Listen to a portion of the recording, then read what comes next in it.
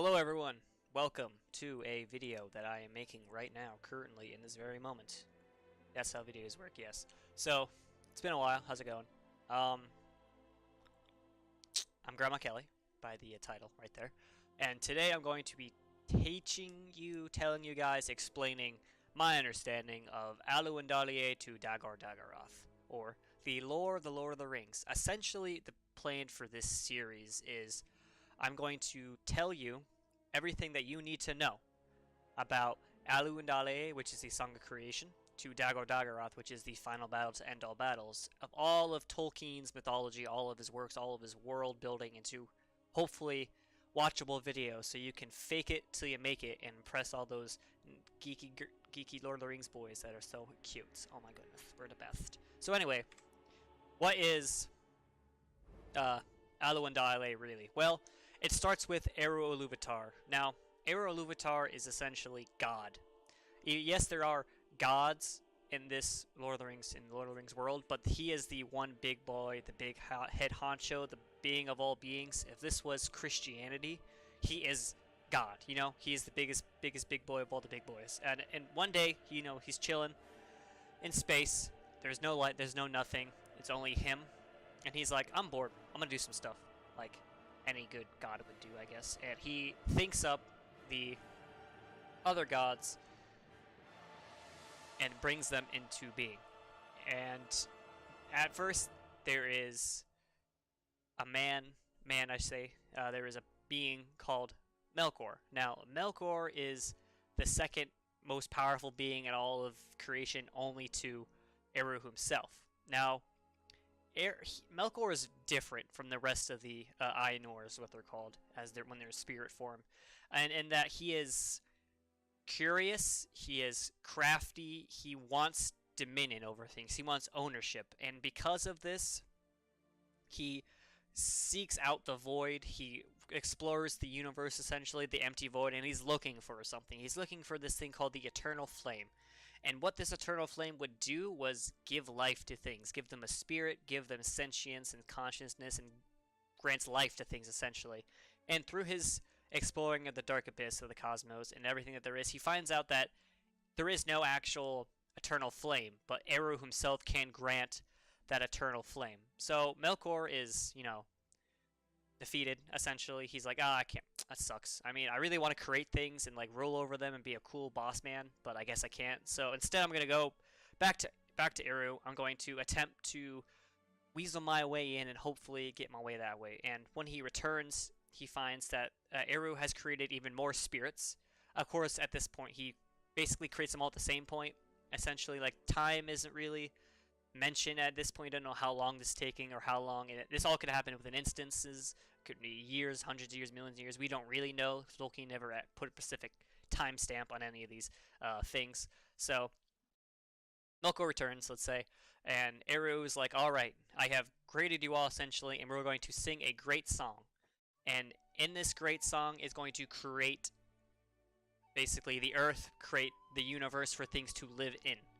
But he doesn't tell the I knew that. He just starts singing this great and majestic melody. And with this melody, it's so powerful, all the other Ainur sing along with him, sing along with all the different tones, all the different phrases, all the different themes of the song itself. But Melkor, being he's power hungry and wants things, he sings his own song. And his song is very powerful. It's very overbearing. It's real good.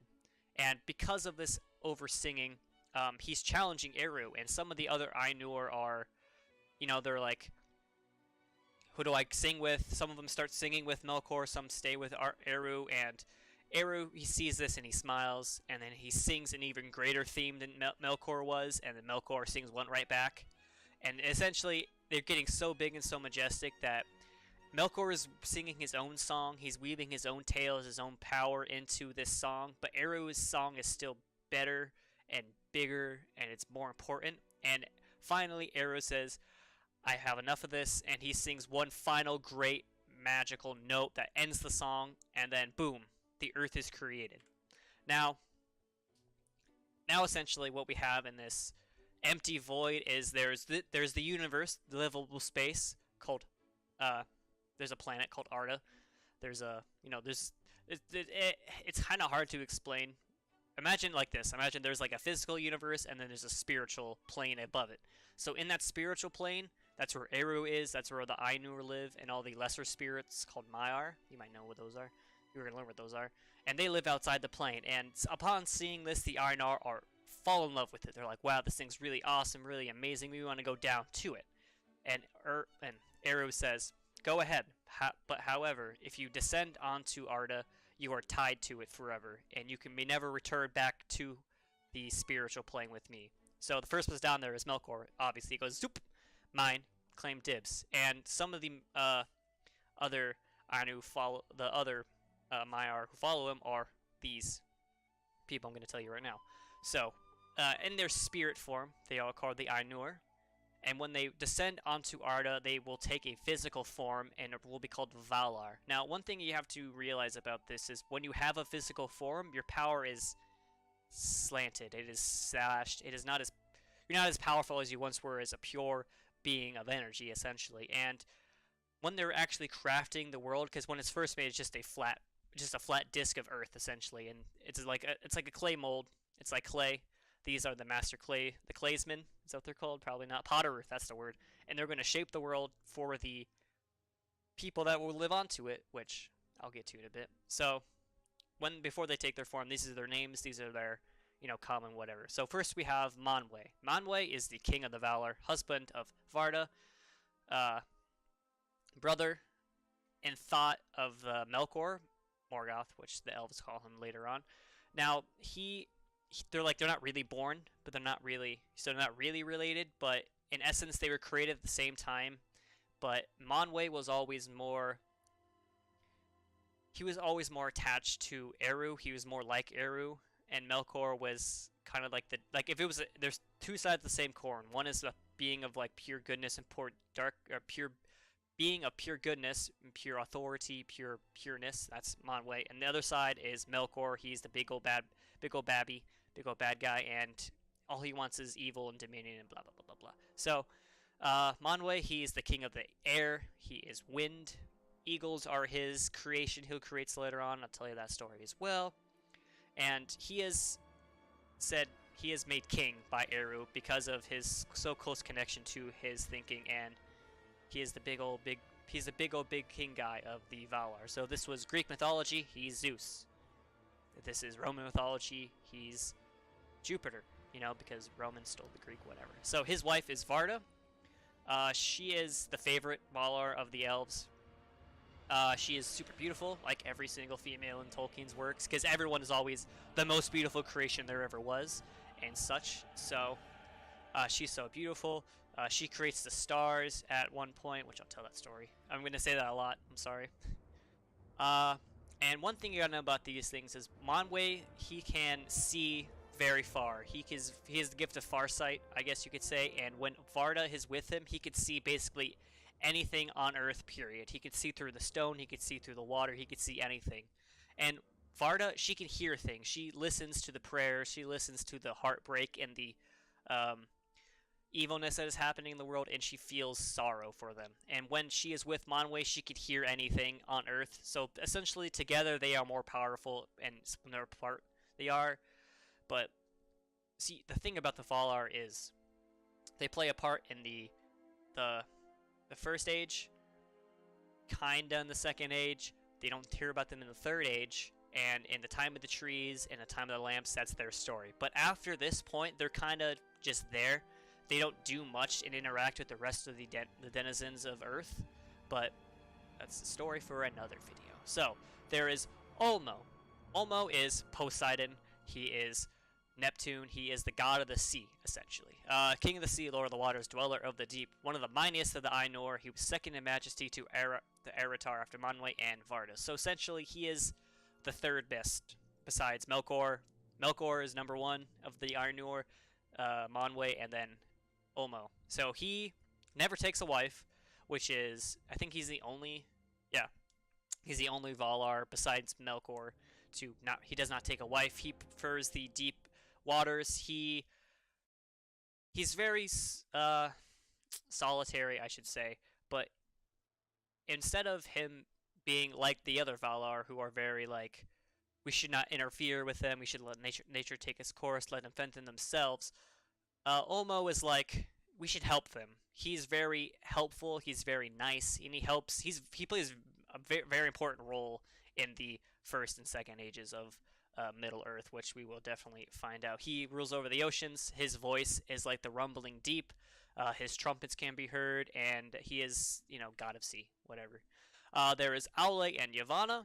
Aule is the smith, the creator of the dwarves. He is the master of making things. He made all the rocks, the gems, and the minerals that is under the earth. He also crafts, in the mountains. He crafts the earth essentially. All of them do that, but he plays a bigger part because he is the god of craftsmen. The dwarves are, as people already said that, and then his wife is Yavanna.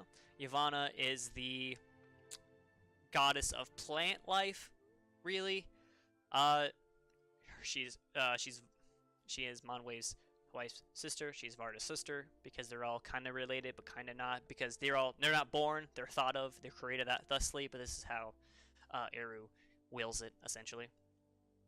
And she likes plants. There is Mandos, known for his halls of the dead. He is Hades essentially.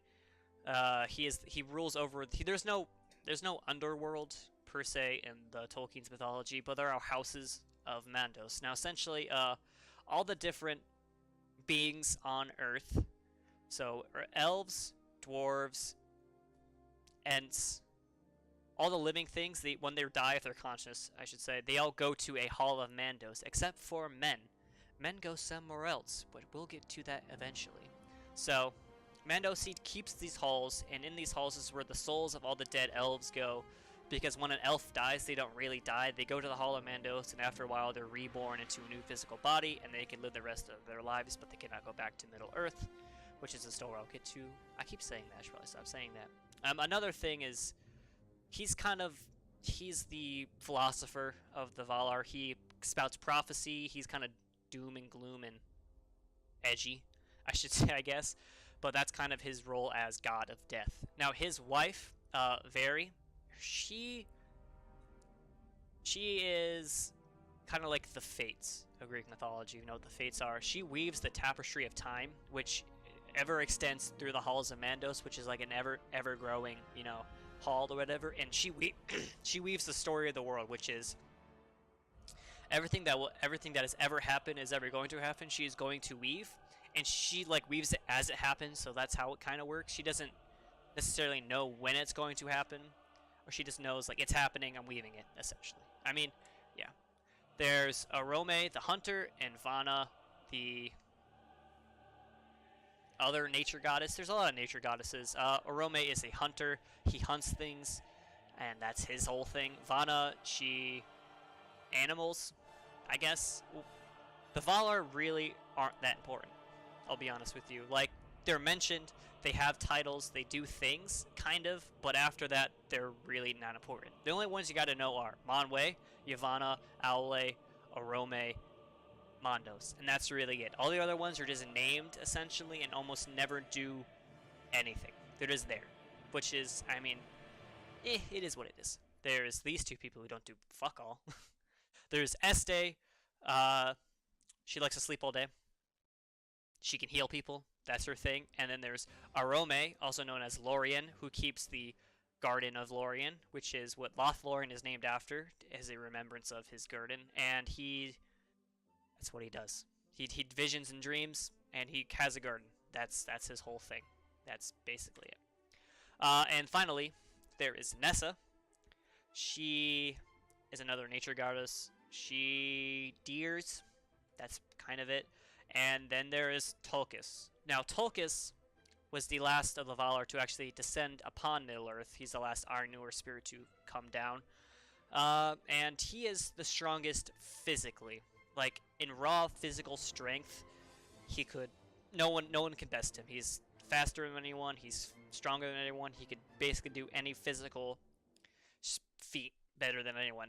Now, saying that, the other Valar are more powerful than him, as in they have more power, but not necessarily physical strength, if that kind of makes sense. Melkor, Melkor, gets wrestled to the ground and constructed by Tulkas just because he's physically stronger than him. But if it was an actual fight, Melkor would kick his ass because Melkor is, big old bad guy. He's my favorite. So, Melkor, what's he up to? So, Melkor is the very first person, as I have said, and unlike the other Valar, he wants dominion. He wants ownership. He wants to make things and rule over them. And this is his greatest downfall and his great mistake. His great character flaw is he's also very proud of this. Like, he knows he's big and bad, but he overplays his hand a few times. He does not think the Valar will act when they do, and that's kind of his downfall. Like, all the bad guys in Tolkien's work, Saruman, Sauron,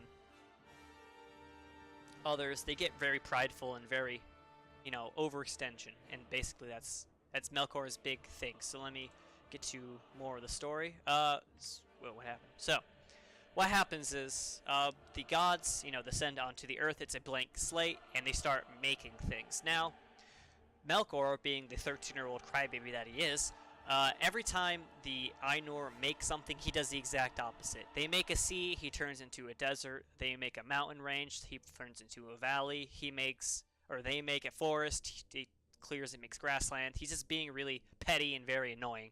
So eventually, Tulkas comes down and chases him away, essentially, and he retreats to up here, called a Tunmo. He makes a little mountain range around him, and that's where he hides. That's where he's going to hide until his time is ready. So he's hiding up there. The Valar leave him alone, essentially, and they make the Earth, essentially, to where they want it to look like. So to light this world, because at this point there are no stars, there's no sun, there is no lights at all, they make these two giant lamps, and this is the start of the time, start of the age of the lamps, time of the lamps, whatever you want to call it. It's when the lamps are there. That's how they know what this time is. And the world essentially is just a flat disc with a island in the middle called the Isle of Amaran. And that is where the gods live. They decide to live in this island surrounded by a great lake, and they're going to live in the center of the world and just hang out until the elves and the men wake up, because before they descended, Eru says, essentially, I want you to make this world for my children. There are elves and there are men. The elves will wake up first. They're the eldest. They're the firstborn, and I want you to make it for them, but I will not tell you when they're coming or where they are, so they don't make something around them or whatever. So he wants to keep them hidden, but he wants them to make a world for them to inhabit. So Tulkas comes down, chases Melkor away. They finish their work, and they have a great feast. Now this feast is so lit, fam. Tulkas gets drunk.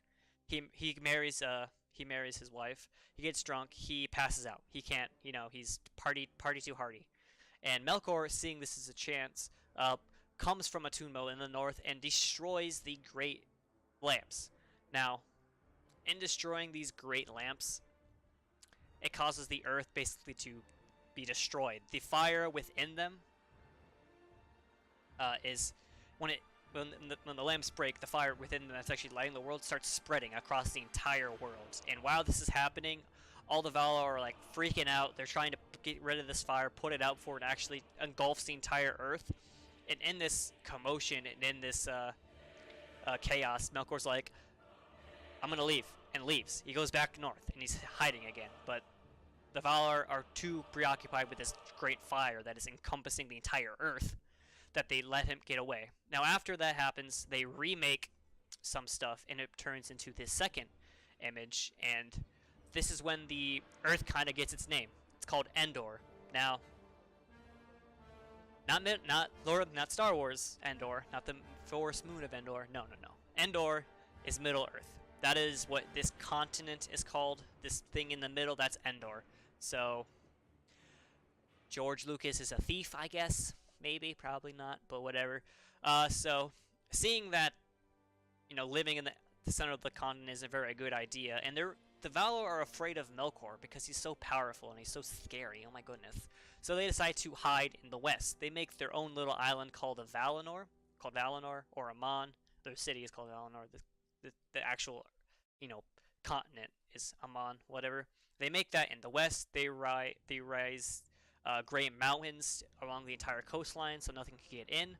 And they make two giant Great Seas called Belagar, the Great West Sea, and the East Sea doesn't have a name. Also, two seas are in the middle of this middle continent of Endor, and these seas were made where the lamps fell because they were so big and so massive. When they landed on the ground, they caused great indents, and those filled with water, and then giant seas. And also, their island was destroyed because Melkor destroyed it. In the north, the the mountains are still there. Melkor's fortress, Atunmo, was still up there, but they have some more mountains you might have heard of. They have the Blue Mountains, there's the Red Mountains, Yellow and Gray, and then all those things are just there. And to the east, there's the Lands of the Sea, and that's all we really know of that, because Land of the Sun, because not much is really described or is known of those eastern bits. So, in order to light the world for the people to come, because right now it's real dark. It's real dark. Yavanna, she creates these two giant trees to light the world from the Isle of where they live. So this area right here. However, the trees are not as big or as powerful or as lightful, luminescent. That's a word. So it doesn't light the whole world. It lights Valinor definitely, and you can kind of see it like over here, but you can't really see it that clearly because they're just two giant trees. They're not giant lamps or like the sun or whatever. So the light is basically contained within Valinor itself. There's a golden tree and a silver tree. The silver tree is Telperion, and the golden tree is I cannot pronounce these words. Laurelin, I believe it's how it's pronounced, but correct me if I'm wrong. Also, on the slides, there's text for you to read. If you want to read it, go ahead. They create these trees to light the world as they build their thing, and this whole time they are just waiting for... They build their own palaces, they build their own lands, they build their own stuff. While this is happening, they're just waiting for the elves to wake up, because they know they're out there. They know something's going on. However, they don't know what. They don't know where they are, they don't know what's going on, they don't know when they're going to get there, they don't know anything, essentially. They're just waiting. And while they're waiting, first, here are all like the settlements that we know of, essentially, because we know the Pelori, the mountain wall, that is, right here. We know they're never really like described in great detail, so what we can basically describe is like, this is what we think it looks like, this is what it probably looks like, blah blah blah blah blah. So this is like where everything should be, where everything like would be at, where it would be located if this was like an actual continent. So we got the Emerald, the tallest mountain in the entire Middle Earth, and on top of that is where Manwë keeps his house, his palace, where he overlooks the entire Earth, essentially. Down here we got where Ungoliant might have been hiding, because Ungoliant is a different story. We got Woods of Arome, we got the Aresi, the moving island, that's how the elves get there, and there's a whole bunch of other great stuff that could be in this general area. Also, the Doors of Night, which is the separation between the physical existence and the void, essentially. The void where nothing is, no spirits are, nothing is, where Eru might be, but might not. It might be like another plane of existence, essentially. So, while they are waiting for the elves to wake up, they get kind of bored, essentially. Aule kind of starts this process. Aule, he's a craftsman, he's a smith. He wants to make things, and the greatest thing you can make is a living being. Also, what is the point of making things if you have no one to share it with? Yeah, he can show it to the other Valar, like, oh wow, that's real cool. Aule, you know what? That's gonna go right on the fridge, right here for everyone to see. That's kind of boring. He wants to teach people how to craft things. He wants people to learn. He just wants something. So he makes the dwarves, essentially. He makes the first seven fathers of the dwarf families, because there's a few of them, and that's what's projected here in this picture right here. He makes these beings out of stone. They're stunted. They're dwarfs. What dwarfs look like stereotypically. And the only problem is they are not really sentient, you know, because he does not have the power to create life. He only has the power to make things. So he makes these things. Uh, Arrow sees this and he asks him, "Hey, what's going on, buddy? You had like one rule, not to make living things. What are you doing?" Owl's like, I'm sorry, Lord. I just wanted someone to teach. I wanted someone to, uh, I want someone to teach. I want someone to love. I just wanted something to do because I'm really kind of bored. I didn't know. I don't want to roll over them or anything. I don't want to, you know, be their master. I just want to teach them and want them to be great craftsmen, such as I. Eru says, that's a noble goal, essentially. But you can't do that, my dude. You gotta smash him. Eru says, or that's what Eru says. Owl's like, all right, I'll do it. Raises a giant hammer to smash them, and Eru seeing that he was willing to destroy his creations, his sons, his family, this great monumentous task that he set out to do. He's willing to destroy that just because Eru said so. He says, you know what, Owl, you're good. Bam, dwarves are alive. However, they must awaken after the elves. That's the only condition. Owl is overjoyed. He puts them to sleep, or Eru puts them to sleep, and he hides them in 7 different great halls that he crafts himself, and they're put to rest there until they awake, essentially. And this is where the dwarves come from. Now, Owl's wife Yavanna hears about this, and Yavanna's like, I want to make stuff. So she goes to Manwë, and she pleads her case, saying, "Sir, when the elves awaken, surely they will need wood to build things, and I spent a really long time, or they need wood to build things, they need plants to eat, they need animals to eat to survive, because they understand digestive systems, I guess. So I guess they have to eat too. Do they have to eat? Do they even have sex? Hold up, what's going on?" Anyway, the Ents are her thought of, like, they will shepherd the forest, they will protect it, they will make sure the elves do not just, you know, start destroying everything and seizing everything for themselves, because we put a lot of effort into making this world pretty cool, and I want them to destroy it. So Manwë is like, it's not for me to say, let me ask Eru. Eru's like, okay, awesome. So Manwë grants her permission to make the Ents, but just like Owl's dwarves, they must be asleep until after the elves wake up, because the elves are the Forestborn, and Eru's not favorite. Keyword, not favorite. And Manwë's like, I want something too. Eru, can I have something too? Eru's like, fine, what do you want? Manwë's like, giant birds! And then boom, giant eagles. And that's where the giant eagles come from. And that is why he's the Lord of the Sky, he's the Lord of the Eagles, and the eagles nest in the Pelorgi, the mountains, and all the high places on Middle Earth, and they're basically kind of like his watchmen. They're the ones who watch over Middle Earth for Manwë. But they're also, they play a pretty important role in the actual story.